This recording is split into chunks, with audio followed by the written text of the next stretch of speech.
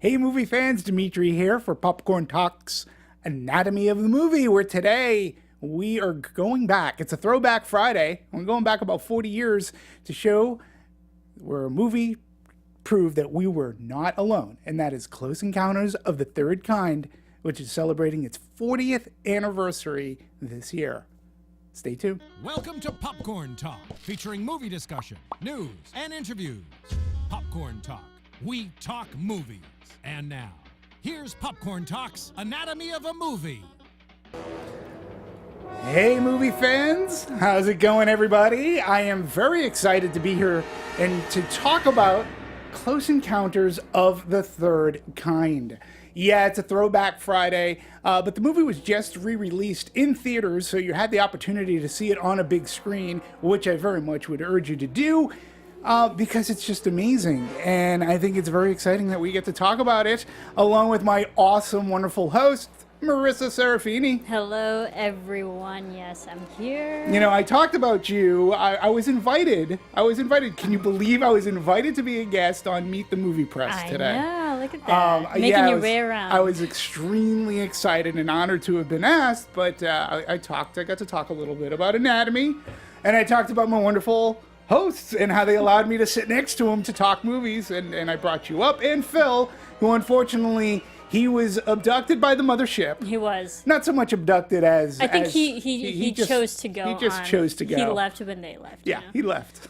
So anyway, so we're talking Close Encounters of the Third Kind, a movie that's 40 years old, and in my mind, time has gone by so fast. It is as relevant and as a epic, beautiful movie today as it was when it was released in November of 1977. So I can't wait to talk about this movie. Marisa, when was your first encounter with Close Encounters of the Third Kind? Admittedly, because I was not alive when the first one came out, or like just this one. I think it was the only one. So I wasn't alive when it first came out, so I wasn't around for like the whole the big epicness of what this movie came out to be. I guess you can say that. I had watched this movie in parts, like over the years of my life. I don't think I ever really watched it in one sitting together in its entirety until last week when I watched this. And I was like, I can understand why people love it so much. I can understand why it made such an impact on society and just movie going. And we'll get into all the technical aspects of the film. It's like, I can understand why this is like an iconic movie now. And, but as a viewer, as an adult watching it, I can, and a film major, you know, just like really looking at it, there's some things I can see where people love it, and some things I can see where people didn't. Okay. But overall, I really appreciated what Steven Spielberg pulled off 40 years ago. Do you know which version you watched of the Phil movie? and I watched the director's cut. Okay. And it was long. Yeah, it's about 2 hours and some change. Yeah, like 2 hours, maybe 20 minutes. Yeah, around somewhere there. around there. And it's the definitive. It's the version. Well, since we're talking about versions, we can talk about that. Yeah, it's the third version. It's the version that Steven Spielberg champions. It's the one that he believes is the definitive, and the cut that he wishes he was able to put out back in 1977. So why are there three versions of this movie? We're going to get into a lot about the making of this, but it's a very interesting tale because Columbia Pictures and Michael and Julia Phillips, who were big-time producers of the 70s, they had actually just come off of The Sting. And this was going to be Steven Spielberg's next project after Jaws. And it was something that he was working on during Jaws. And because he was a believer of UFOs. He loved that whole thing, but it was also the 70s. I argue that Close Encounters is definitely a movie of its time that probably most likely wouldn't be made today. Like a studio wouldn't put in because it's a one-shot movie, so to speak, and he never wanted to make a sequel. But so he works on this movie, and they put it together. Columbia Pictures at the time was in financial disarray. In fact, they were very close to bankruptcy. Very close to bankruptcy. They were banking on Close Encounters, and where Spielberg wanted it to release it in 1978, Columbia Pictures had said, we want it out for Christmas of 77. So he was losing time that he thought he was going to have. Yeah, that's a whole year earlier. He wanted summer of 78. They wanted it winter holiday season of 77. It had to be on the books. So his editing process became a struggle. In fact, he even says probably the toughest part was editing the last 25 minutes of this movie. Okay. So he puts it together. They get the special effects. It gets out into the theaters, and huge, does really big business for Columbia Pictures. It saves their ass, okay? But Spielberg... You're welcome. Well, yeah, I mean, even though he wasn't happy with the cut and the edit, and even some of the special effects, he was like, it made money, and it furthered Spielberg's career. You got to understand, Spielberg at this time was still under 30 years old. Wow. As a film director. And he had already had Sugarland Express, Duel, Jaws, right? Changed everything. And then Close Encounters of the Third Kind. So with that, it made a ton of money, nominated for Academy Awards. Spielberg wanted to go back and finish the movie. So he went back to Columbia. And they said, we'll give you the money to finish it and to shoot scenes that you wanted. However, if you're going to do it to get the money, you have to film a scene inside the mothership. Okay? And he didn't want to, but it was a compromise. And they were going to give him the money to finish the movie, and he said, I'll do it. So then came out Close Encounters of the Third Kind, the special edition, which was released theatrically. And the big marketing thing is, see what's inside. You get to follow Roy Neary, goes inside the mothership, and there you go. Well, Spielberg never really liked having to have to do that. He always felt that it's best for the audience to leave it up to their own imagination. And too, as an ending for Roy Neary's story, I, personally, as a lover of this movie and a movie lover in general, I just like the fact that he walks up into the light, and that's the end of his story. Yeah. Right? So, audience interpretation. Right. It's leave it up to the audience. And then he was able to go back, and he took some scenes from the original, took some scenes, it's sort of like, he took some scenes out of the special edition, re-edited some things, and he comes up with the director's cut, which is the cut that he now endorses fully. It was on the 35th anniversary of this beautiful Blu-ray set. A new one is coming out very soon to celebrate the 40th, and hence you get the director's cut of the movie. And in each cut, much like Blade Runner, where Ridley Scott has 5 different versions, it's fun to see the progression of the movie. But that, in a nutshell, is the story of why we get 3 versions of Close Encounters of the Third Kind, which, when you think about it, how many movies get theatrical release for every version? 3 different versions. Yeah. I mean, that just is a testament to Spielberg and how much they believed in him, and him as a director, him as a creator. So yeah. For him. And you can tell, too, that the marketing people, because that was one of the things, it's like, what's in the ship? So Sony marketing is like, well, if he's going to do it, that's our mark, see what's inside. Right. It's the special And the edition. version that we watched, the director's cut, you don't go into the ship. You only see the platform. Yep, that whole scene is cut out, but scenes like that cargo vessel in the desert, that catatonic ship is brand new. Was put into that scene, was put into the director's cut and special edition, and not in the original edition. And the branching of it and what he re-edited is somewhat fascinating. And I believe this new edition on Blu-ray will have a branching sequence, so you can tell. It'll pop up going, hey, this this scene was not originally here, but it came from here and whatnot. So That's cool. as a movie historian and lover of that stuff, it's sort of kind of cool for this movie. So, you know, the other thing that's wonderful about this movie on the big screen, practical effects. Practical effects. Yes. Okay, here's my question. Now, well, I have a couple questions for you. Did you see this originally when it first was released? I did. Saw it in theaters? Yep.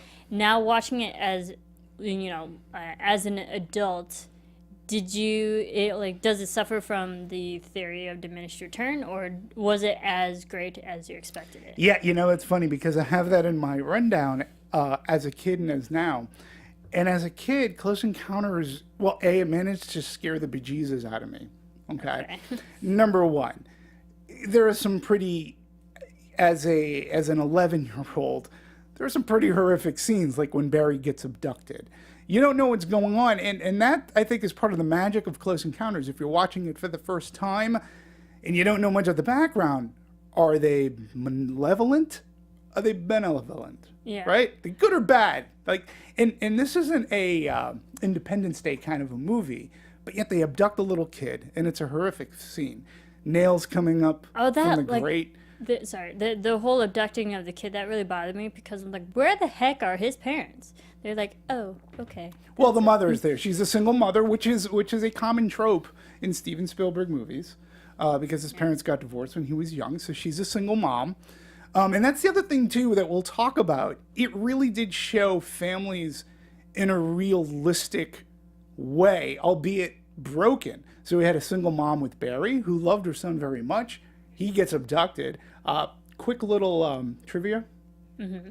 So as he's going through the little doggy door, right, the little trap door, so on the other side of that door was the actor whose name is Corey, I believe. She was the one pulling him through, right? So if you look closely, if you look closely and you have it on Blu-ray and you can stop it by frame, there's an arm which you would assume would be an alien arm. It's actually his mom's arm pulling him through, and that's what helped make him go through that door. He also knew what was going to happen in that kitchen. Like they let the little boy know. They didn't tell Melinda Dillon what was going to happen in the kitchen. Oh, so her reactions were more authentic. Real. She was like, and she was literally trying to protect the actor. Like, she thought shit was going to hit him. so when he gets taken out the door, and he sort of it was like an in-joke for him. He's like, I wanted to tell her. He knew, yeah. Wow. So, but as a kid, there was stuff that was scary, but then the wonder of it all towards the end. And when we see the aliens for the first time, there was just like this fascination, this wonder, like, wow, they're not mean. They're not mean. They're here to visit. They're bringing everything back. And when it goes off back into space to When You Wish Upon a Star, the cue, yeah, it was like the first, something else you have to understand too, it's the first of its kind where aliens weren't out to invade us. Okay. Aliens were coming to the sky, and you looked up at the sky, and there was this wonder and like, wow, is something actually out there? So as a kid who loved science fiction, and Spielberg always called it science speculation, right? Instead of science fiction. He said if you believed, it's science speculation. If you didn't believe, science fiction. But as a kid, it was just all about the wonder and like, wow. Okay, they're nice, that's cool, and how they communicate with one another. And then when you go on to see E.T., you can see how Close Encounters is like a prequel. Like really affected the family aspect and emotional aspect of aliens. They're not as scary as people make it out to be, because it's more so the people fear the unknown, and people aren't very informed in the alien and extraterrestrial life. So I can understand where the themes of, oh, it's an alien, they're going to play it up as a mystery or as a thriller, and that scary aspect of it. And I think Spielberg does a great job of showing like the lighter, more positive side of that. Yeah, absolutely. And you also have to remember, too, that what I say, Close Encounters is born of its time because his idea was he believed in UFOs heavily as a younger director, right? And a writer. But also, it was a cover-up. Like, the world, the United States specifically, was coming off of Watergate, okay? Yeah. One of the biggest government cover-ups, okay? And at the same time, there was a huge UFO craze, which many people believed was covered up by the government. Area 51, things like that. Oh, yeah. There's a reference to Bigfoot in this, right? Bigfoot was also a huge craze. Bigfoot made an appearance, a couple of appearances in The $6 Million Man, which was a huge show in the 70s as well with Lee Majors. And so all of these aspects of government cover-up, UFOs, people wanted to, believe in certain things. This is what Close Encounters, came out of. This is where it was born from. So watching it as an adult now, and knowing and watching and having watched the movie many times, various versions many times, but seeing it on the big screen, for me, again, I still had that wonder and fantastic, beauty of it, but it was little things that I noticed that you can't catch on your television screen unless your television screen is an IMAX type screen. For example, air traffic control scene. When we come out of the desert and it wipes into the air traffic control, the first thing you see is that green radar. That green radar covered the whole screen from floor to ceiling. And I was like, whoa. I forget that as a kid. And since all the times I've watched it on TV, you don't realize he fills up the whole screen. And much like Ridley Scott did in Alien with little beeps and building suspense of the alien coming after Dallas. Well, he does the same thing here, where he uses little beeps of the airplanes, and this unidentified flying object flies by. Real air traffic controllers, by the way, is in that scene. Authenticity. Yeah, it was things like that I noticed, and the sound mix. I saw it in a Dolby Atmos kind of. When you were younger? Well, or just now. Okay. Ships recently. flying by. It was literally the abduction scene. The scene where. Well, yeah. We'll talk about more no, of that. but I'm just going these are the things that I noticed as an adult that just made me love this movie even more. And I had forgotten about the family aspect, the way that plays on the screen. And one of the reasons why is they wouldn't make this movie today because that family is broken.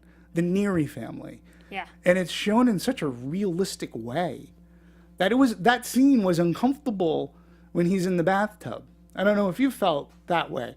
I felt that way with, Ronnie yelling at him, the son in the opening, closing door, and the way that it was scene edited. was difficult to watch because we see the disintegration of his character.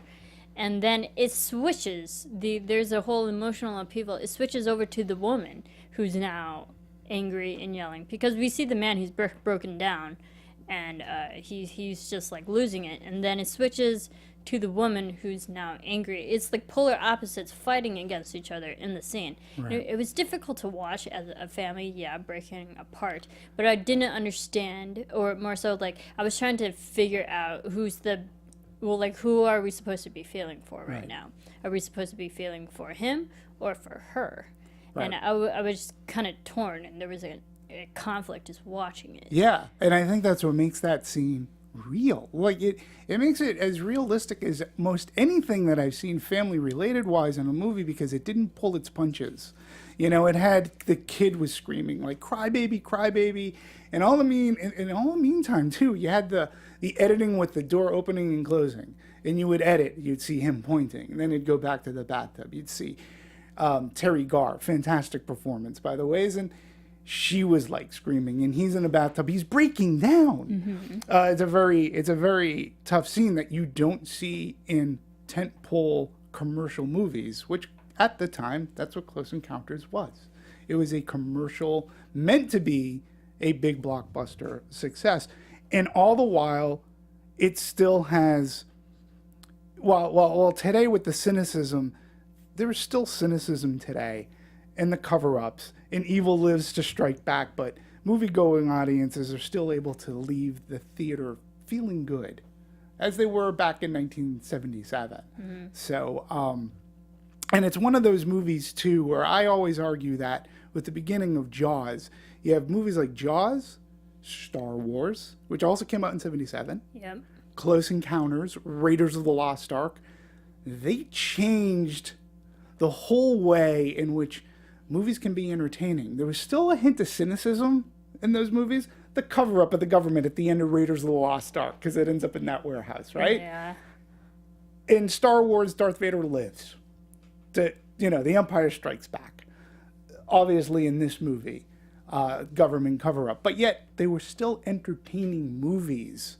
And audiences started to feel good about going to the movies because the movies didn't necessarily end on a down note.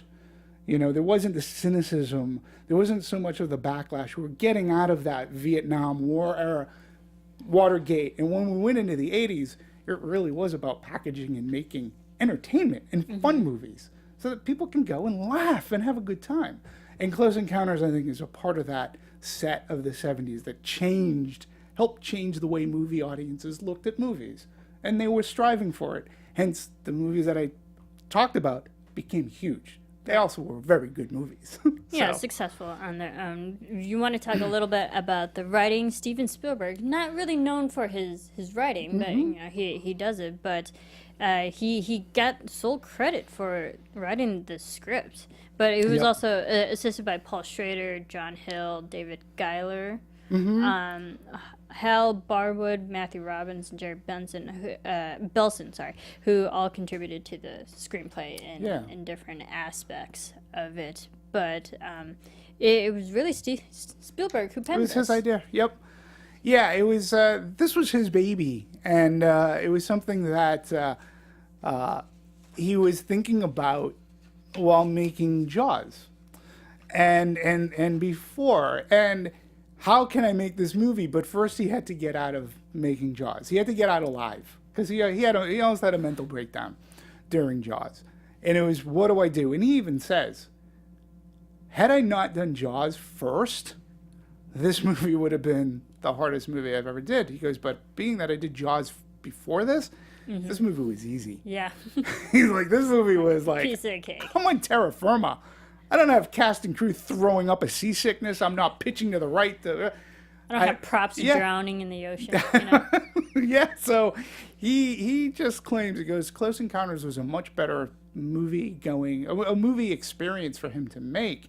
And I really think that it set him apart too, because he got one of his icons, François Truffaut, in this movie. Yeah, Truffaut, who is an amazing director in and of himself. Actor. Yes, an actor. And I personally know him more for his directing. Right. But for an actor, because I'm watching this, I was like, that has to be Truffaut, because I don't really recognize him like physically as an actor. But I remember watching it and thinking to myself, it's like, that has to be Truffaut. He's the only French man. Yeah, and it has to be him. Again, as an 11-year-old, I didn't know who the hell he was. I was 11 years old. Give me a break. But it wasn't until later on that you realize what a big deal it is. In fact, it was the first and only time he was in a movie as an actor where he didn't direct himself, and it was in the States. And he liked the script.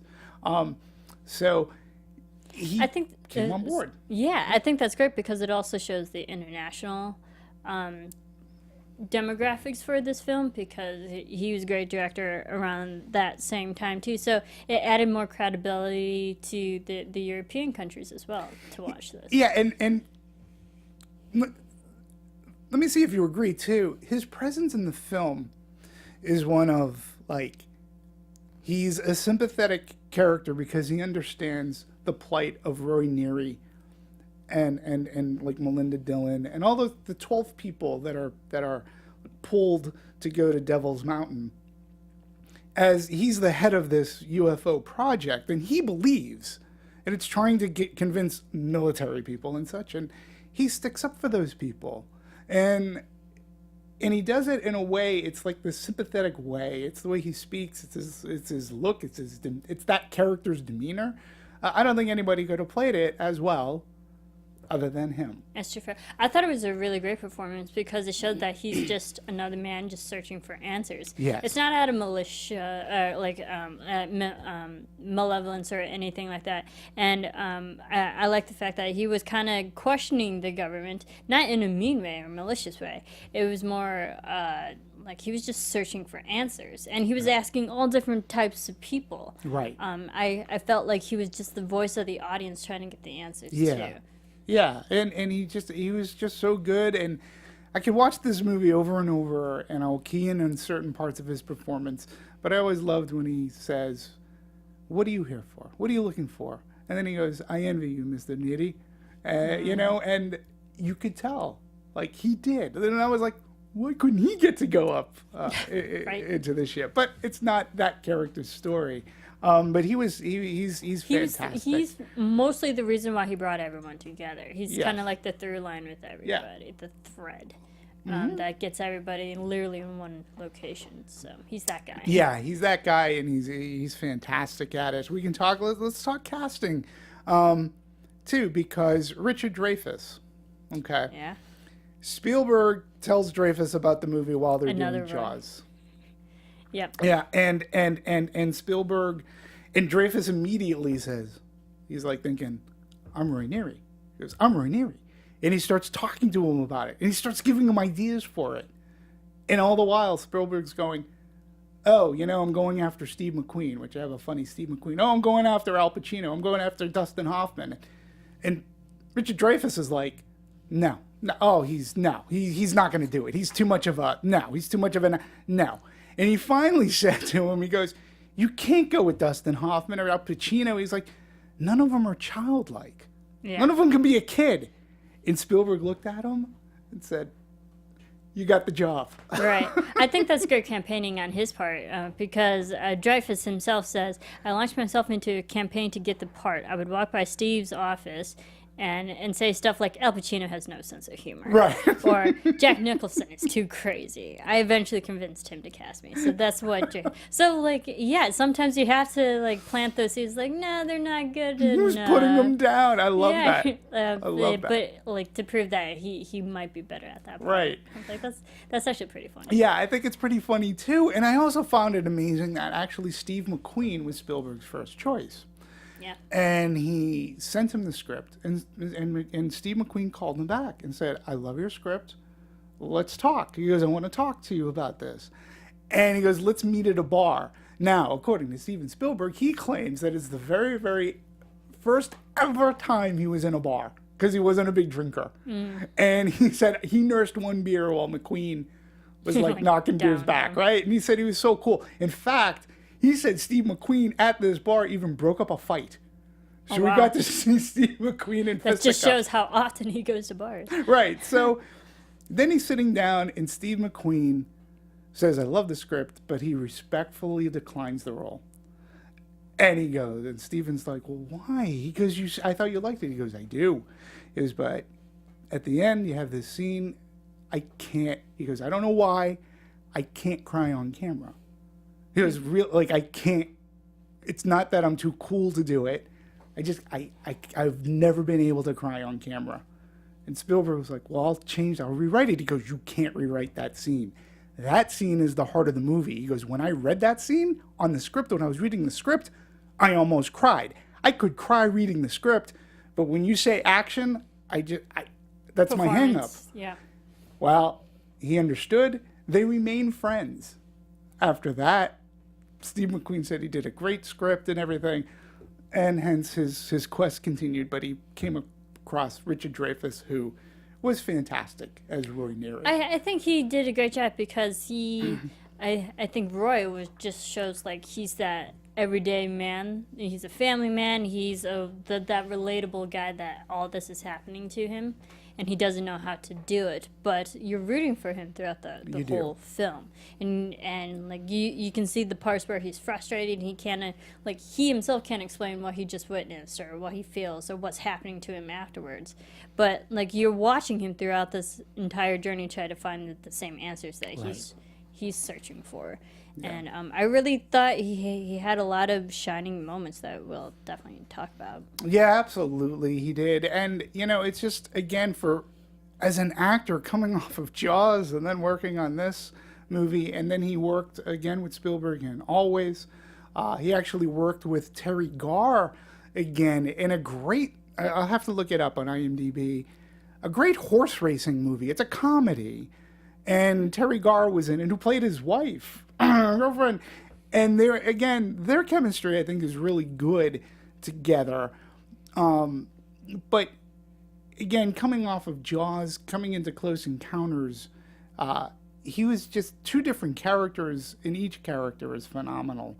And you're right, the way he grapples with, he too has this wonder of it all, but at the same time he's so tortured because why am I drawn to? What am I drawn to? I can't figure this out, but the important line is, this means something. This is important. This means something. Why am I here? Right. And that too is part of that quest in Close Encounters. I think the most funniest part about his character was when he was kind of sunburned because of the temperature. Completely shifted and only it affected half of his body. And I think one of the funniest lines in this film was when the son was like, "You look like a 50-50 bar." You look like a 50. I lost it. It was hysterical. It's the best line. It's a great. See, it's funny because that is brilliant. That still makes me laugh. To me, the funniest line in that movie, and the 50-50 bar is great. Is when he's in. At the base of Devil's Tower, and he's being interviewed. He's being interrogated, let's face it. Mm-hmm. And François Truffaut shows him a picture of Devil's Tower. He goes, "Do you recognize this?" He goes, "Yeah, I got one just like it in my living room." I always just love that because that sarcasm was like, what am I doing here? Obviously.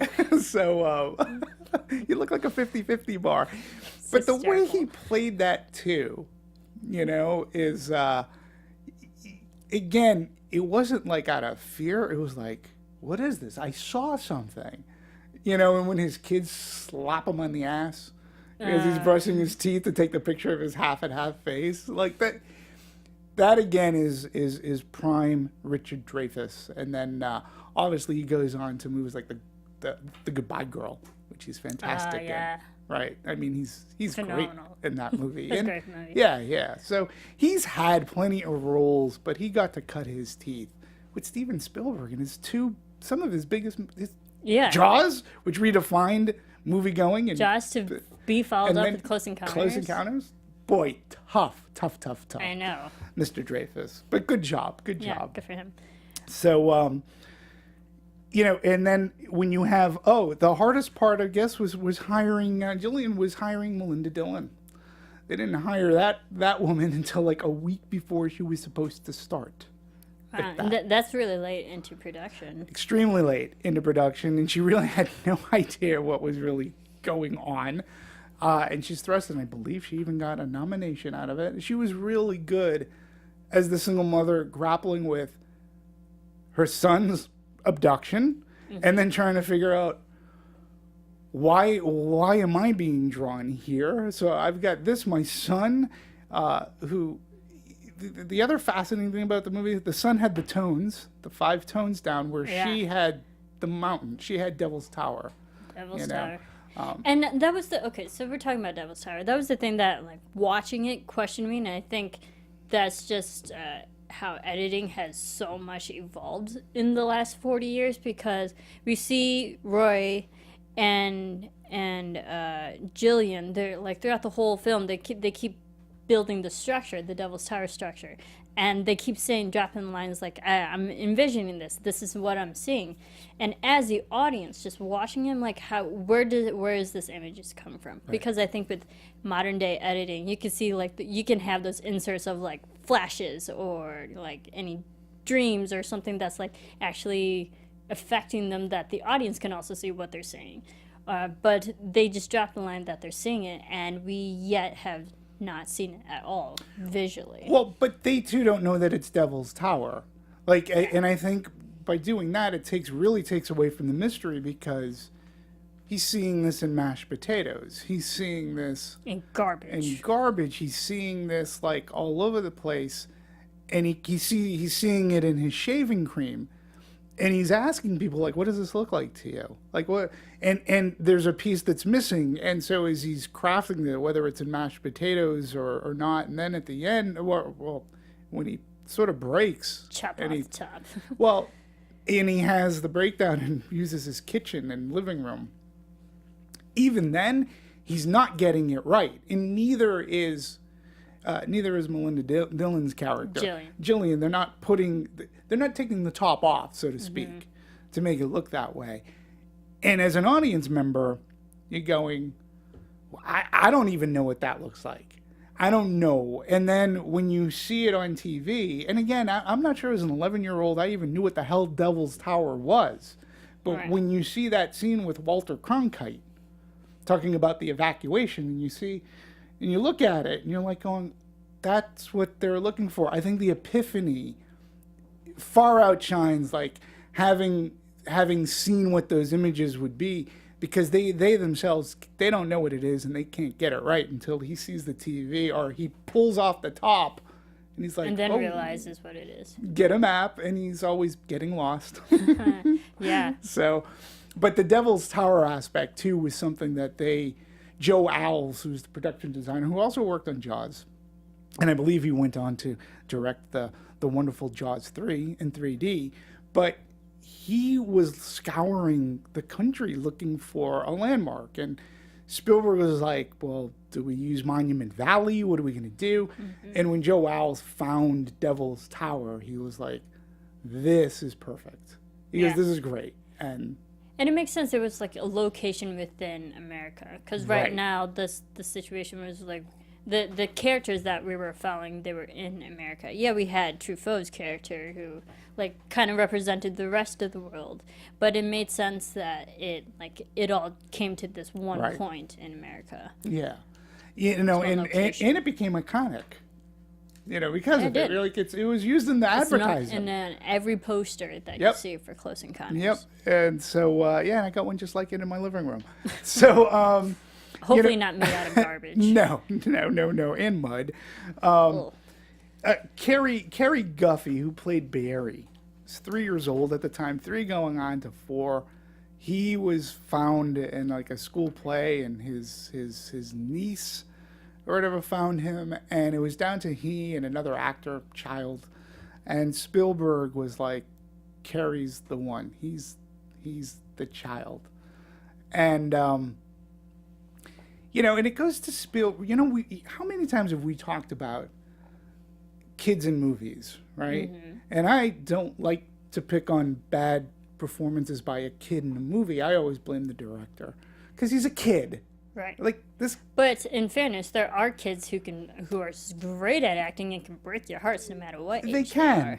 Well, and they will have a gift, but I also say too that the director has to coax it out of them, and much like he did with little Cary Duffy, who earned the nickname One Take Cary, because every scene he filmed they did in one take. Now, Spielberg manipulated him in certain ways. But it's sort of funny because the scene where the aliens first come into the house and Cary comes downstairs, he sees the refrigerator, all of the mess is all outside. Well, Spielberg had two almost like boxes. And so Cary looks up and they lift up one of the boxes, and there was somebody dressed up as a clown. And he was like, that gets a smile on his face. And then they lift the other box up, and it was a person in a gorilla suit. And that's why he stopped and stepped back. And then when they started straight, the guy took off his mask, and he saw that it was one of the crew that he got along with, and then he smiles again. That's the genius of Spielberg in getting a 3-year-old to act and react. Smile, yeah. And the wonderful scene where the little boy says, "Toys!" Spielberg had a box. Oh, all those toys, man. Well, he had a Christmas gift box. And while the scene's going on, he started to slowly unwrap it.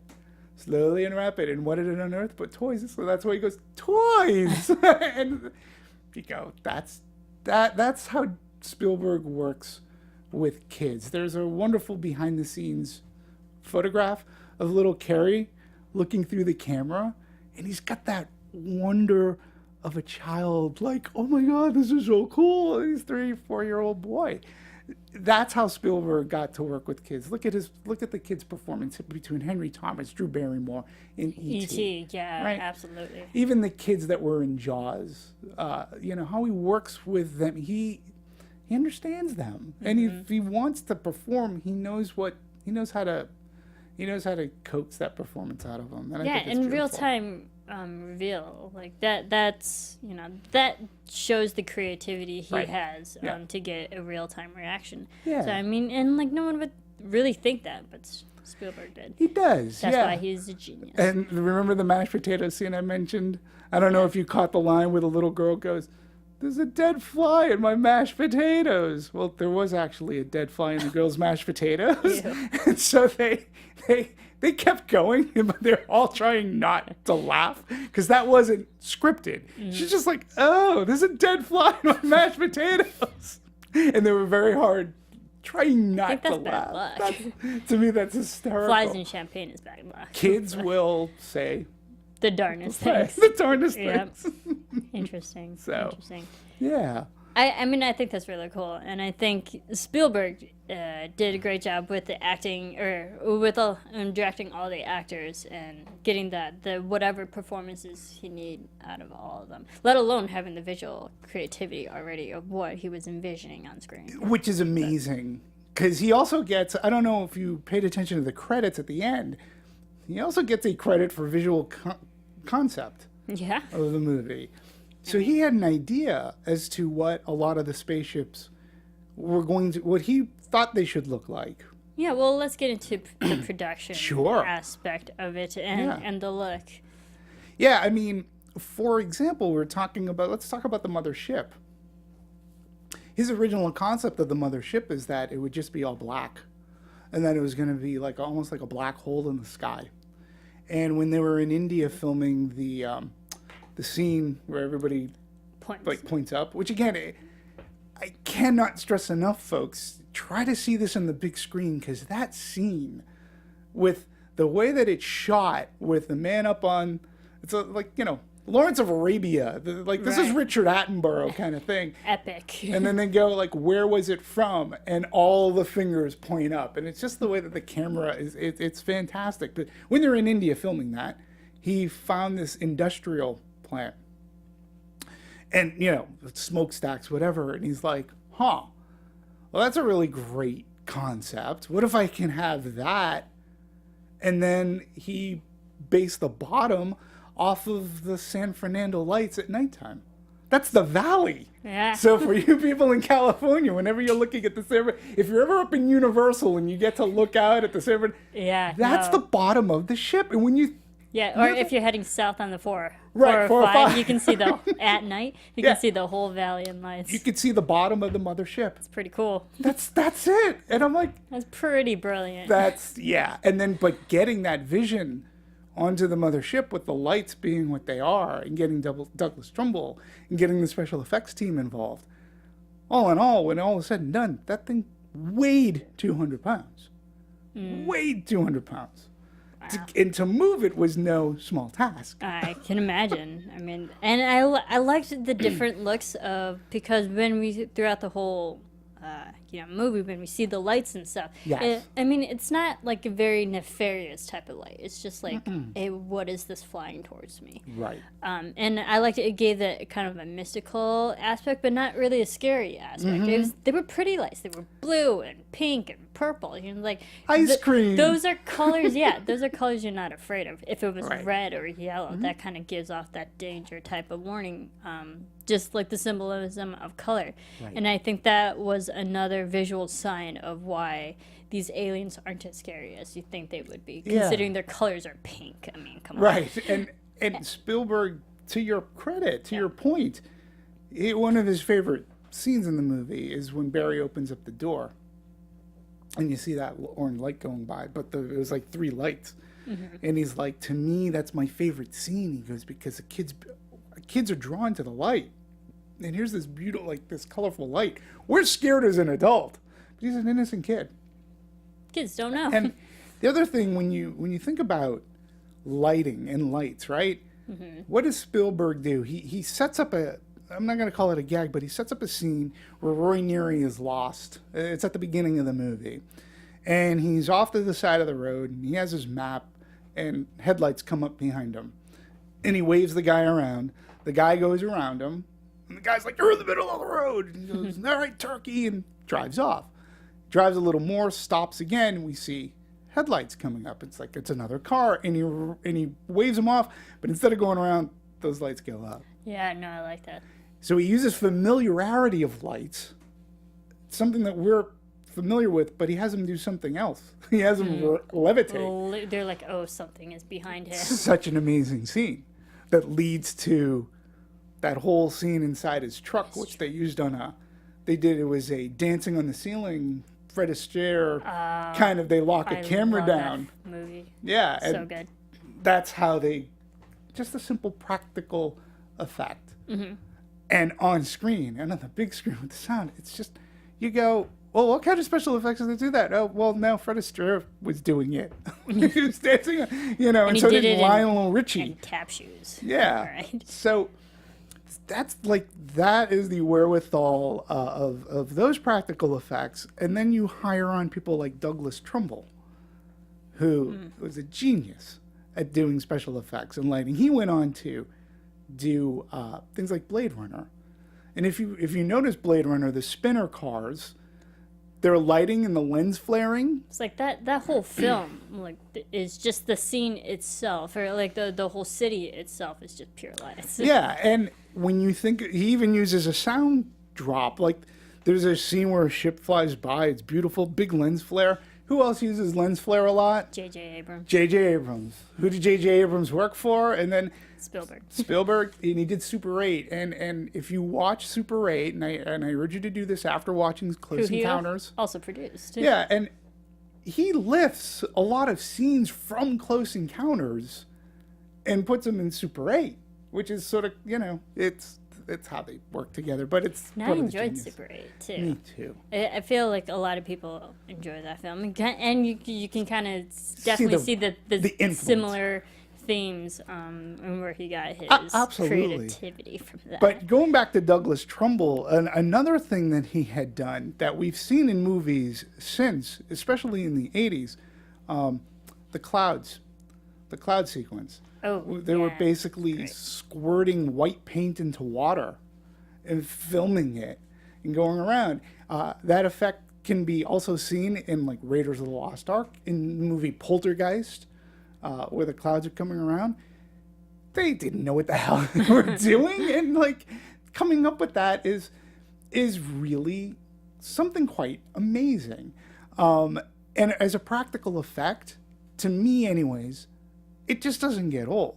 Like, you see this on the big screen, and there's nothing that I can point to. It's not like watching a movie, an alien invasion movie, say in the 50s, with flying saucers, where you can sort of see the string. Or you know that the camera was locked down, and they're like bringing the things by. This was very fluid. The way the ships moved and tumbled and turned, and the choreography used for the ships. They each had their own character, including the little red Tinkerbell dot. Yeah, and even with the music too, which we'll definitely get to. We have to. Yeah. But I love to talk about the abduction scene, because I think this was by far, me personally, one of the best scenes, if not, in my personal opinion, the best scene in the film. I think just from a filmmaking standpoint, it is so solid all around. The acting, the lighting, the editing, the sound design, the sound mixing, the cinematography. Like, literally, this, just isolate the scene. It is so good, and it's one of the reasons why this movie is iconic. Yeah, and it's a terrifying scene. It's horrifying. And it showed things that, again, as a movie-going audience, to show screws unscrewing themselves, like going up. Number one, how do they do that? Because you're not thinking, and coupled with the sound editing, coupled with the music, the lighting, and the smoke. Like when she would open curtains and stuff, and it was just bright lights right at her. Yeah, you can't see what's happening. Yeah, the world's first Roomba vacuum. Then I go, hey, it's the first Roomba. Hey, that sound effect. How about the oven and the stove and the red? Yeah, the red hot, and then it opens up and. Talking about color symbolism, it's like that scene was red and orange. Those are warning colors that that danger is upon you. And I think it was so good because for as long as that scene is, I mean, it's a good solid 5-7 minute sequence. Yeah. You watch her move from room to room throughout that entire house, and she has literally nowhere to go. And I think you could see that slow progression of her really starting off just okay, but now completely terrified and shutting the windows is useless throughout the whole film. Yeah, it's a very terrifying scene. As an 11-year-old, it literally did scare the bejesus out of me. And a little boy gets abducted. That's horror. She gets kidnapped by the aliens, and at that point you're going, these people aren't good. These people aren't good, and if Why it are you wasn't stealing children? Right. And when you see a François Truffaut's character who's sort of kind of sticking up for him, he wants to know why, but you go, they stole a kid. They took a kid from his mother, and they did it in such a horrific way. Vacuums are just turning on and running around. Right. We got screws coming up. Oh, the scene from the fireplace? Yeah. And she's trying to grab and shut the thing. Yeah. You don't know. I love that shot because you see the camera actually moving down the chimney, and you know that something is actually after her. Yeah, and so I have to say, too, if you were able, if it's still out near you in a theater and you haven't seen it, you gotta go because they do something pretty special. They have a 10-minute featurette prior to the movie, and in that featurette, they show behind-the-scenes clips, like Steven Spielberg's home movies, of that scene. So you actually get to see the floor and the men underneath the floor that they built, unscrewing the screws, and Spielberg watching through his camera going, cut, that's perfect, that's great, that's what I wanted. And then when they're doing the fireplace scene, you see him and they're dropping the camera down, and then they have people on the sides throwing filament or whatever, dust and whatever coming down, and he goes, all right, stop the camera there. He goes, all right, action again, and then the camera goes farther down. I want to see the hand, and then then to watch the movie, you go, wow! Again, 77 practical effects at their best, and it's artists working together to construct one of the most thrilling scenes of movies of that time. The way it was edited and the sound, and then when he finally gets taken away, everything sort of kind of quiets down and stops, and she comes running out outside, and you see it all just it's like a big storm that just moved past the house, and you're just chasing it. Yeah. And she literally can't catch it. Yeah. It's when a thunderstorm rolls in, it's scary for minutes right at the location, but then eventually moves on. And she's watching this recede, and she's watching the lights in the clouds go away. And yeah, it's the way that scene begins. That scene alone has a beginning, a middle, and an end. And it's it's so if great. you don't, for whatever reason, you don't want to watch this movie, just watch this scene, and it'll convince you otherwise. Literally, this is one of the best scenes in just film history. Yeah, in and of itself. And it shows to Spielberg's genius of constructing a major action type of sequence and doing it in a way that's both artful, entertaining, and thrilling, and very, very scary. If you're an 11-year-old kid and now is older, you get to watch it, you get to marvel at, wow, that's pretty cool, and how it's claustrophobic, and then it ends in the big vista because she's out in the she's out in the sticks where they live in Muncie, in Indiana. Yeah, it's a wonderful, wonderful scene. Is there another scene you wanted to talk about, or? Well, I mean, we could talk about the actual ending, the last 20-minute sequence scene that, like, what it all boils down to, the meat and potatoes of the entire film. When everyone just finally gets to Devil's Tower. Right. And we could talk about it from the beginning. The whole interaction with music communication. I really enjoyed it. I mean, John Williams is legend. Yeah, in this... Yeah, we'll talk. The synthesizer. Let's talk about his score, because I think it's so integral to this movie. It's as integral as it is in Jaws, and it's very integral here because over here he's got a flip flop. He's got to switch from the abduction scene, which is a very horrific scene, right? Mm-hmm. And then he's got to go in the end, and then he's got to do certain sound cues. So he uses "Wish Upon a Star," but he's also coming up with the 5 tones, which has become so iconic. And this is where, when Williams works with Spielberg, this is where they're genius. Star Wars aside, when you look at, because that was with George Lucas, and it's a very iconic theme, right? You just saw John Williams, right? I did. Right? Okay, so we were actually supposed to talk about Close Encounters last Friday. Yeah. And I last messed Friday, that up, folks. It's okay. My apologies. Last Friday, literally a week ago from today, I saw John Williams perform at the Hollywood Bowl, and it was everything and more that I wanted it to be. It was so great because I had watched Close Encounters literally the night before, so within probably 20 hours, I watched the movie, and then I saw John Williams live, and that was the first score that he performed, was Close Encounters of the Third Kind, and I heard the 5 tones. I was like, yep, I know what this is. Yep. It's great. It's so good. Yeah, and it's an amazing soundtrack.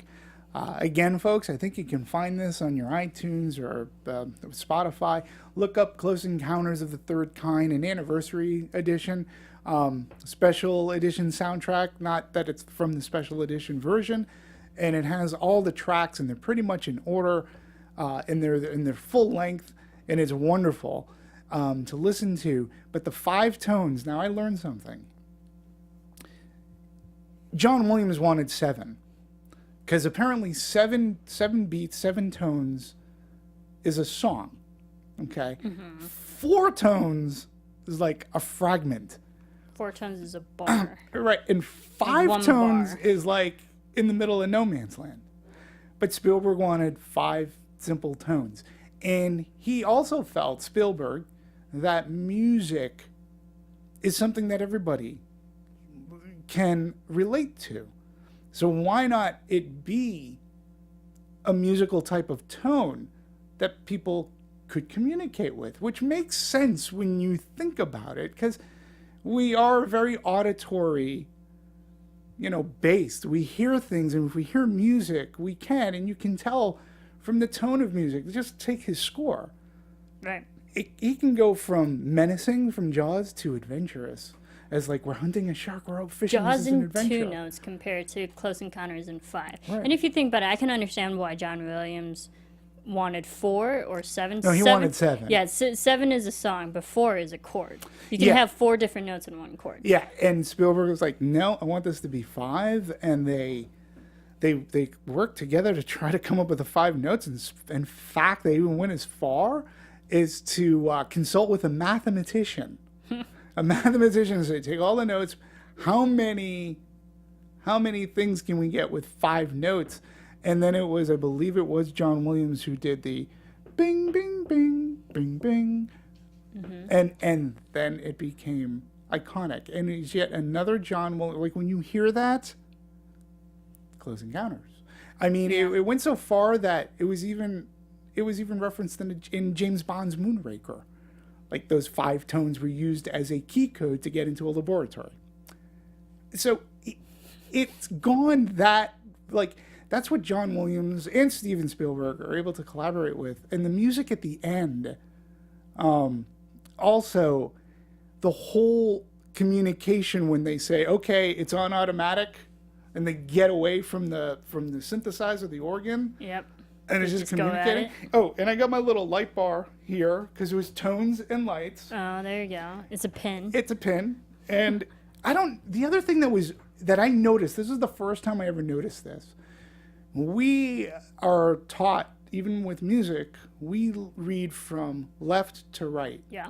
If you noticed in the bars, they went from right to left. Mm-hmm. If you noticed on the soundboard, so we'll call it, or the light board, we'll call it. The light board. It went from boop, boop, boop, boop, boop. It went right to, which is foreign, at least to us, because this is the way we're taught to read. And this is an alien form. And I was like, I wonder if that was, because I couldn't find out if that was a conscious decision, instead of going left to right, to do it right to left. And it was just something that I noticed in the movie because it was on such a big freaking screen. Yeah, It was awesome. I mean, that's interesting. I mean, the English language is left to right, but, I believe over in Asia, they actually read it right. Yeah, and they can right go up to and left. down. Yeah, It was exactly. just interesting. It's literally backwards. That's how they were interpreting music or musical Mm-hmm. tones. Trivia about that too. I'm sure you picked it up, but there's a theme. There is a theme that John Williams lifted that's on the mothership towards the end. From Jaws. Yep, we hear the Jaws theme. I heard it. It was funny because you had sent Phil and I a message about go Right. look for it, and then I was like, there it is. I Yep. found it. And there were two. I liked it. There were two sound lifts from Jaws. That one was the obvious. And I told Phil too. I said, your mission, should you decide to accept, is there are two sound drops that Spielberg lifted from Jaws, and he put into the movie. One of them is obvious, and that's the one. You have to be. I only noticed it at the end. Idiot like me. The other sound drop, and it's not a musical cue, but it is a literal sound drop. Was it when he was actually playing the piano? No. Okay. No, Because that's it's- where I thought he played, when the kid was just slamming keys on the piano. No, it's the scene. I call it the Lawrence of Arabia train scene, when Roy train's they going come around. up and the train and people are being evacuated onto the train, and there's a lot of chaos, and Roy's looking for I always forget her name. Melinda Dillon's character, and Jillian, and they're separated by the horde of people who are trying to get onto the train. There is a sound in Jaws during the 4th of July, the beach scene, while people are being evacuated out of the water. Right. Okay, it was the fake shark. There is a scene where camera is set and a woman is screaming, and there's a helicopter going by. You just hear the helicopter, and it's right in that scene. He takes that sound drop and he puts it into that same sound, and you can hear the woman screaming as well, and it's the helicopter going by. He took that from Jaws. There you go. Yeah, and he does that sort of kind of often with his movies. But that's a little cool little.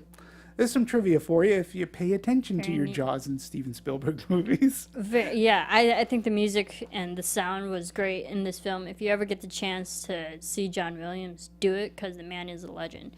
Now, did you know that runway scene? So they had the Devil's Tower, and then they had to build this set, which was supposedly behind the Devil's Tower, the runway.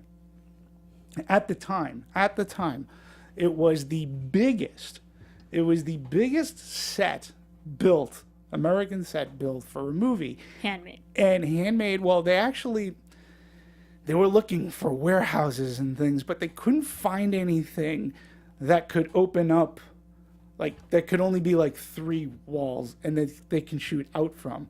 So in an Air Force base in Mobile, Alabama, they found a disused hangar that had been used for dirigibles, blimps. There you go. And it fit their needs so that they can build this runway and they could have the open space. And it was 300 foot by 300 feet, I should say.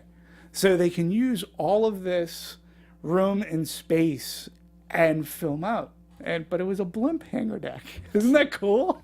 The things you learn. Yeah. That is pretty neat. Yeah. So no one would think that. another interesting thing you might want to know about that scene too.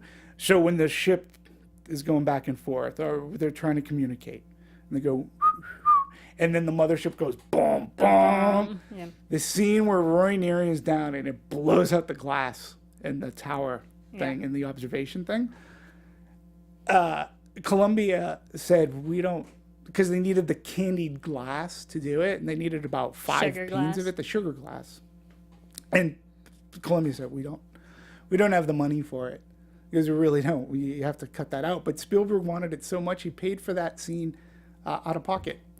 His own money. Because he thought that scene, it just said so much. So I was like, oh, that's cool. He put his own money up. He put his money where his mouth is. They made the candy glass. That looks great. And they one shot. Didn't even need it all. See? So. Come on, Columbia, Yeah. have a little bit more faith in him. All right, that's really great. And so this film was actually a box office success, knowing that the budget was only like $20 million. 20 million. Spielberg went over a bit with the original budget, but I mean, it became a financial success. No, absolutely. And we talked about this on Meet the Movie Press a little bit. What's really fantastic and amazing, domestic lifetime gross is $134 million. Okay. Now, this isn't adjusted. This is the domestic gross, right? But here's the thing that you need to really key in on. Its widest release, at its widest release, it was 650 theaters. That's not it. a lot. Not a lot. That's considered an art house film release in today's market. 650 to pull in 134. Or actually, it was 116, and then with various re-releases and stuff, 134. But to do that kind of business at your widest 650, I mean, today we're looking at movies that are 4,000 locations. Right. This wasn't a time. And And this is what, go ahead. Oh, sorry. Like, even movies that are 600 plus theaters, they barely hit million, you know? I mean, like, in today's adjusted grosses. Yeah, they're not I mean, gonna. that's ridiculous. It's ridiculous. So that just shows, like, how successful that film was if you actually, you know, do the math, which I'm not going to. Because split it up with 600 to get millions of dollars in that aspect. Yeah, and just think about Jaws itself was the very first movie to breach 100 million, and that was only released at 500, and that was a ton. So now it goes to 650, and again, yeah, sort of just to help put some things in perspective. And I know I'm old. Okay, I get it. They weren't doubling these movies up in a theater. You weren't having multiplexes with 15, 20 screens. You were having multiplexes that might have 6, 1, 2, maybe 6, maybe 8. 8 was, whoa, I'm going to an 8-plex, wow. But they weren't doubling up the prints. So Close Encounters or Star Wars, had one screen. That was it. Hence, that's why they were called blockbusters, because you couldn't get in. It's also its release pattern. Columbia decided to platform it, which means they went super limited.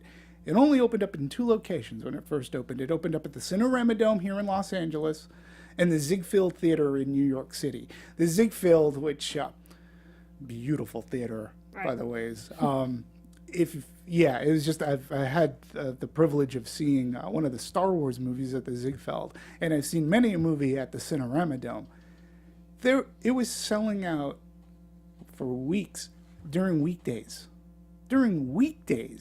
Wow. The movie, and that's when Columbia, and they were building this groundswell, because Spielberg just wanted it to go out, but it was Sony's idea. They said, no, we're going to open it up at 2, and they built up this marketing groundswell, because the word of mouth was so positive on this movie too. And then when they opened it up, then it started selling out.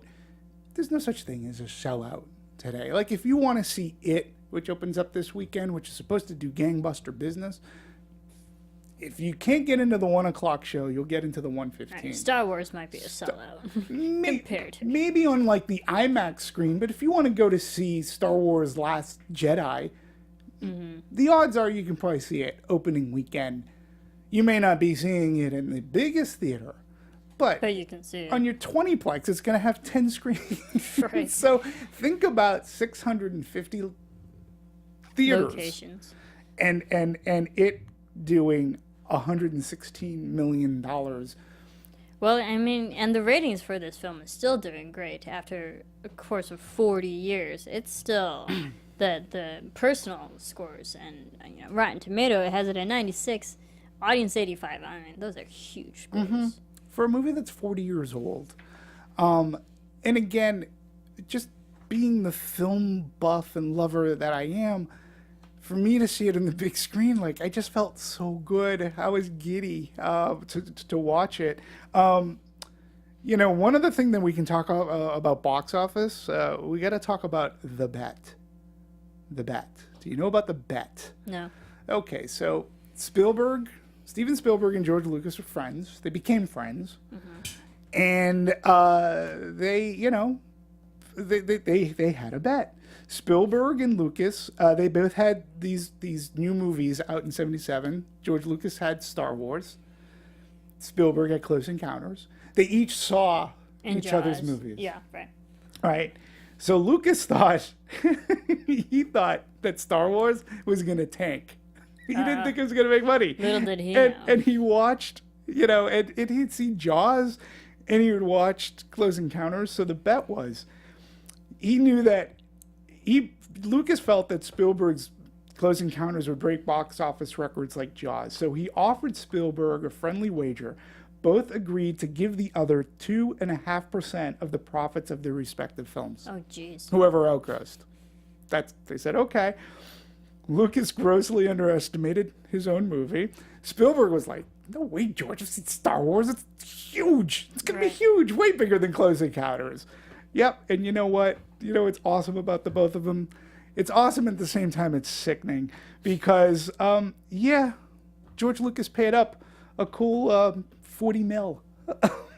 It's ridiculous. 2.5% of the It's like 40 chump mil. change for him now. But Okay, Steven, Here here's you 40 mil. go. When are we going to go Hawaii? make another Close Encounters film. Yeah, when are we going to go to Hawaii? But again, it's that kind of thing where I've said lightning in a bottle before. We don't see this kind of camaraderie. We do see Guillermo del Toro, Alfonso Cuarón, and the gentleman who did Revenant. Iñárritu. Yeah, and that the three of them actually share their movies with one another and such, which is really cool. But we don't hear much about, they don't make, or we don't know of that they're making bets. Like the friendship behind the scenes. Yeah, which would be sort of kind of cool. But you also have to remember, back in the 70s, like, there was Francis Ford Coppola, right? There was Robert Zemeckis was coming up. I can't think of his name. John Milius, who wrote and directed like Red Dawn, is what he's most known for. Lawrence Kasdan, who they worked to write Raiders of the Lost Ark. Yeah, right. These people hung together because of their passion for movies and their creativeness.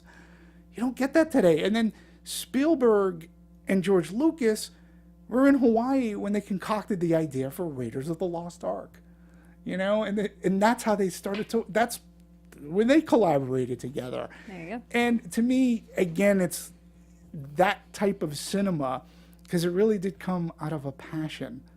From multiple creators. I think that's really cool to know. I mean, and this film has a legacy for 40 years. Absolutely. And, I mean, it received numerous of Academy Awards for the 50th Academy Awards. So they got nominated for 8 Oscars: Best Director, Supporting Actress, Melinda Dillon, Visual Effects, Art Direction, Original Music Score, Film Editing, and Sound. Mm-hmm. Yeah. Wow. And that was a time, too, where people just poo-pooing, the Academy just didn't like Spielberg, because he changed The one for cinematography. things. Yeah. Well, Vilo Sigmund, who was a wonderful cinematographer. Actually, this movie, too, had probably, they say, the most cinematographers to ever work on one single movie, but he was the head cinematographer. And what he did was quite amazing, particularly when you look at the lighting, the way scenes shot. One of the things that I think about Close Encounters, outside of the clothing and maybe the cars, but even not so much, because station wagons still exist today, it is sort of kind of I was timeless. behind a station wagon yesterday. Were you really? I kid you not. See? And it was speeding. It was going faster than my 2015 car. I'm like, this is not That's right. great. But outside of They're so that, available. it's still sort of timeless when you think about it, because I can only recollect one source music cue, and that's Boston's More Than a Feeling, which is slightly heard at the McDonald's at the beginning of the movie. And then, of course, you have When You Wish Upon a Star.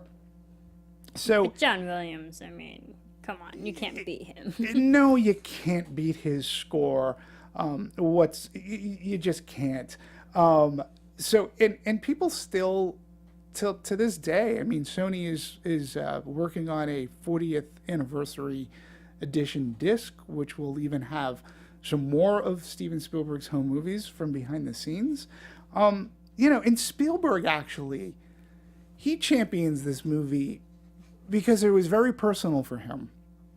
And if you ever have the opportunity in any of the bonus features to watch him talk about Close Encounters of the Third Kind, I urge you to do it, because he does it with an introspection of maturity. And not many directors will do this, but he talks about how he goes, I couldn't make Close Encounters today. No. He goes, I couldn't do it. He goes, because, I'm a family man, and whatever. He goes, I can't grapple. Like, back then, it made sense for me to have Roy Neary get on the ship because he wants to explore. He's seeing what this is. He goes, today I look back and I'm like, number one, I'm a family man. I can't think of a man who would leave his family. Yeah. The other thing that he talks a lot about is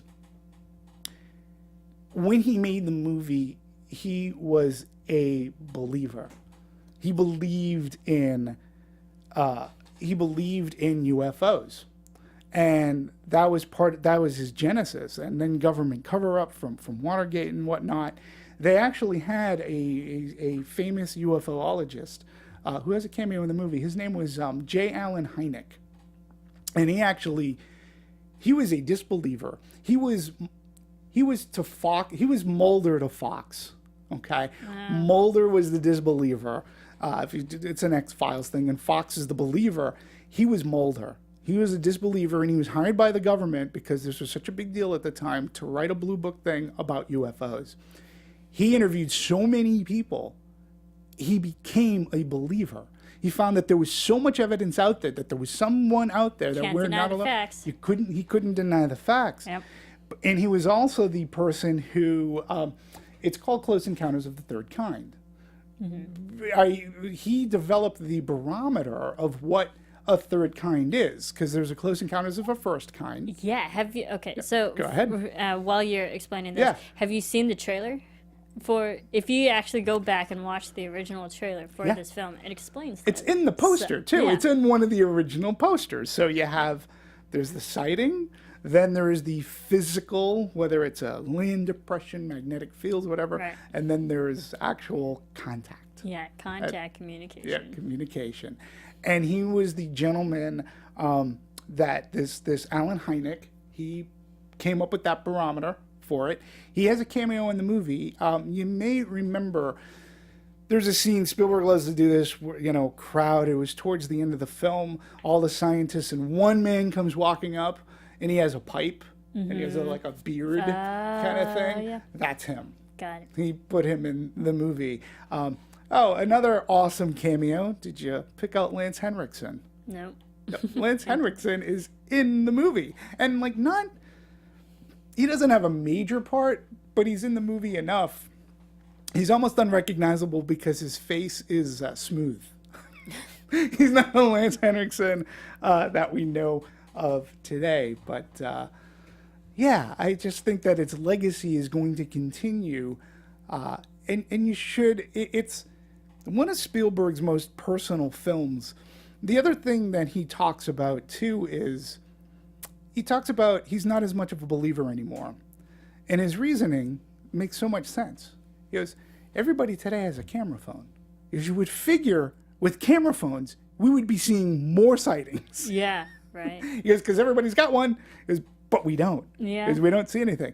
My only argument against that is because we're too busy looking down at our camera phones. We're Instead really of not looking up up. at the sky. Well, like, I love that boardroom scene when the man was showing, like, this is a picture of a flying saucer, and like, everyone believes it's like, no, this is actually a picture of my kid throwing a plate, a pie plate. yeah, a plate in the yard. Well, like, yeah, you can take any picture and call it what you want, Right. from anybody, and I think that really, that watching that today, knowing how social media is with the saturation of everybody has ability to take whatever photo or video and manipulate it in whatever way. I was like, this film makes more sense back in like 40 years ago than it would now.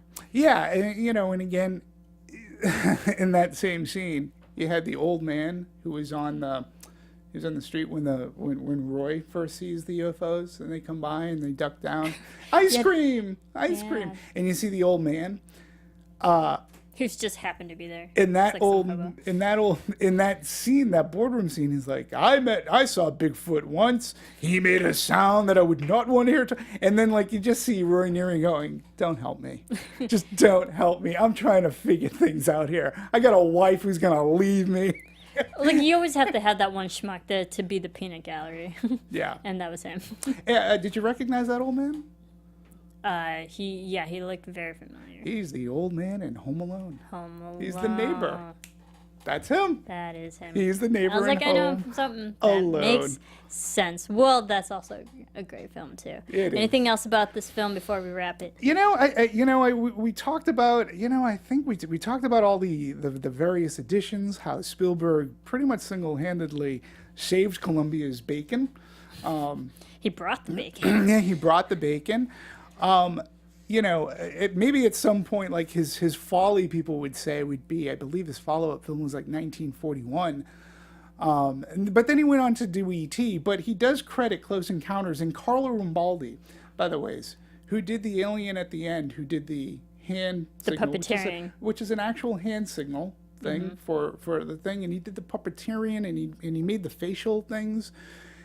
And Spielberg looked at that alien, and that was his genesis of an idea.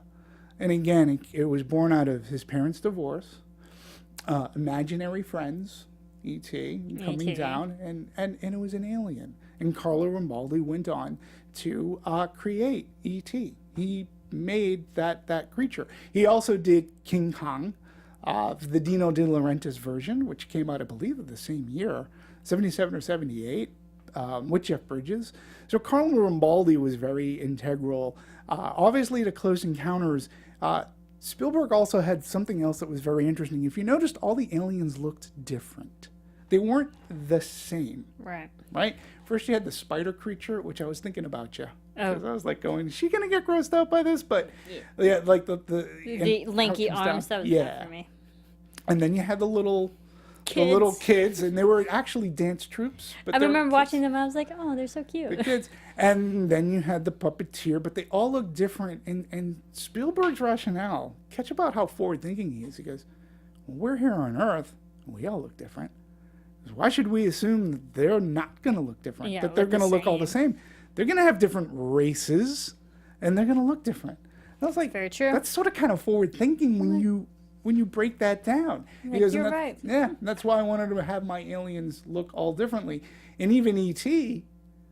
doesn't even look like there are similarities. But one more thing about little Barry and Carrie. At the very end of the movie, when he comes off the ship, he was wearing ballet slippers, and he was afraid he was going to slip and fall, and he was very embarrassed to wear ballet slippers. But when he gets picked up by Jillian, and he goes, "Are they leaving?" And she goes, "Yeah," and he starts to cry. When he said, "Are they leaving?" he meant, "Are we done filming the movie?" And when she said yes, he thought, "Oh, this is the end." He goes, "I'm not going to see my friends anymore."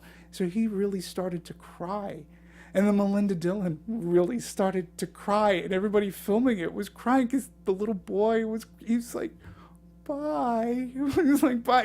And that to me is like the cutest story. Right. And that kid, I don't know if he ever did another movie again, but he takes working on this. If you see interviews with him, he's so proud that he had this moment, and he tells great stories ones that I recounted here. So you should go try to seek those out. You might find them on YouTube or the new Blu-ray release of Close Encounters of the Third Kind. So there you go. Yeah. So All there right. you go. I hope everybody enjoyed, and hope, if anything, inspired you to maybe now watch the movie if you haven't already, or to revisit it. Yeah, absolutely. And I'm glad that we did a retro movie because it's been a long time since we've done one of those. And the time fit, because there's nothing that's come out the past couple of weeks. I know, so we're filling in the gaps, Yeah. so to speak. And this movie was re-released for a reason, and I think it's a good reason. I wish we would do it more. I wish it made more money at this re-release, because I think there were so many movies that audiences, including myself, should be able to experience on a big screen, because that's what really makes it special. So, Great. yeah. Great. Well, thank you everyone for tuning in and Where can watching everybody find us. you? Yes, you can follow me on Twitter at Serafini TV. Yes, television. And you can follow all of us here, Popcorn Talk, at The Popcorn Talk on all social medias. Our particular handle is at Movie Anatomy. We dissect movies every week. A lot of movies to talk about, and we can even go back to movies like this. Yeah. So where can we follow And you? and I'm on, please support me on Twitter at DMovies1701. That's at DMovies1701. Oh, there was a Star Wars reference in Close Encounters that we didn't get to. Did you notice it? At the bottom of the mothership, as it's going over Melinda Dillon's character, she looks up, there's a little R2-D2 Oh, hanging upside down nah. on the mothership. She's still on the mountain. I think I was blinded by the bright lights on the platform, so we'll see. He just loved putting things. Oh, Star Trek was also in the movie. Did you see that? Nope. It was hanging in the boys' room. They had the Enterprise and a Klingon cruiser. Oh, I saw the battleship Enterprise. hanging. Yeah, because even I said out loud, I was like, that's the Enterprise. Okay, cool. So I noticed that. Last tidbits before we go off into the sunset ourselves and get onto the big mothership. Yep. Folks, please continue to join us. We'll be talking about It later on, which can't wait to talk about that. 2017. See, the cool thing about this one, the Stephen King's original one came out in 1990. It comes back every 27 years. Yeah. 27 years later is 2017. You're talking the miniseries. It is coming out. Yeah. It. So Can't you wait. have that to look forward to. Can't wait to talk for about our that next one. Anatomy. Thanks everyone for tuning in. Thank you all. We'll see you next Take time. care. Bye. From producers Maria Menounos, Kevin Undergaro, Phil Svitek, and the entire Popcorn Talk Network, we would like to thank you for tuning in. For questions or comments, be sure to visit popcorntalk.com. I'm Sir Richard Wentworth, and this has been a presentation of the Popcorn Talk Network. The views expressed herein are those of the hosts only and do not necessarily reflect the views of the Popcorn Talk Network or its owners or principals.